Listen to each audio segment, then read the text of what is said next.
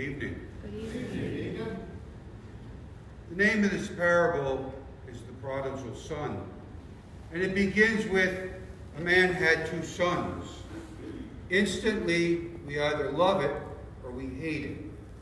We may love it because this parable sounds very familiar to our own lived experience, or we hate it because as soon as we hear those words, a man had two sons, we know it's a longer reading, and furthermore, we already know the outcome. But the interesting thing about today's gospel is that it is such a down-to-earth story, and it's very believable. The so-called prodigal son wants to leave home. He wants to go his own way, and he wants independence from his family. This is something most of us have experienced, and it's a very natural occurrence. The desire to leave home and our own space is absolutely normal, and at the same time, it's necessary. Sooner or later, we all have to take flight from the comforts and confines of our parents or guardians. But where the prodigal son goes wrong is when he uses his newfound independence to reject the values which his parents had spent so much effort and time trying to help him acquire. Perhaps he felt life at home was too restrictive, and it was time for him to make his own break, and that he knew better than his parents. The task of all parents is to give children a good grounding in life and a good grounding in Christian values, so when that break does occur, any mistakes that the child makes will enable them to learn without being so devastated as to ruin their entire lives. Boy, do today's parents have a real challenge on their hands. They are required to give their children good grounding and at the same time allow their children the necessary freedom to make their own choices. This has become no less than true balancing act, to say the least.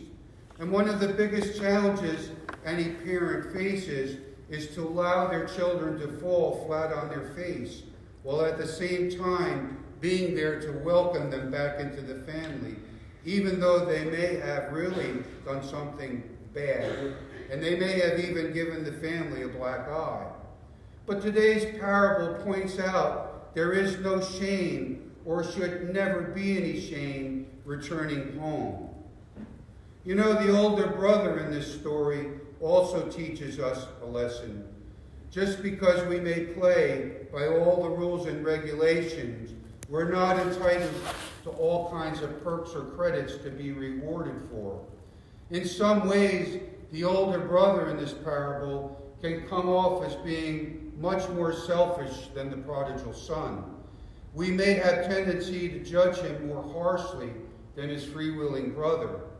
One way or the other, the reason Jesus presents this parable is to show us God's limitless love for us. Even though our actions may call for a less than loving response, God gives each and every one of us all the independence we crave. He opens his treasury and gives us more than our share when we want to launch out on our own. And he is always there to welcome us in his arms whenever we're ready to return to him. A key line in today's parable is one that states, while he was still a long way off, his father saw him and is moved with pity. And all of us have a profound ability to be like that prodigal son, and at the same time like the father. Whether young or seasoned, we can always act very badly, but our Lord always waits in the wings for us to come to our senses. And we can be assured he will be there for us with his open arms once we decide to get back in line. We have every reason to rejoice, not that we have a ticket to be stupid, but knowing that we have a loving Lord who will take us back even when we slip and fall. My dear brothers and sisters, my prayer for each and every one of us today, as we continue to get ready to embark on Lent, let us reflect on whether we are running from or to the one who has open arms for us. and whether we really deserve it or not.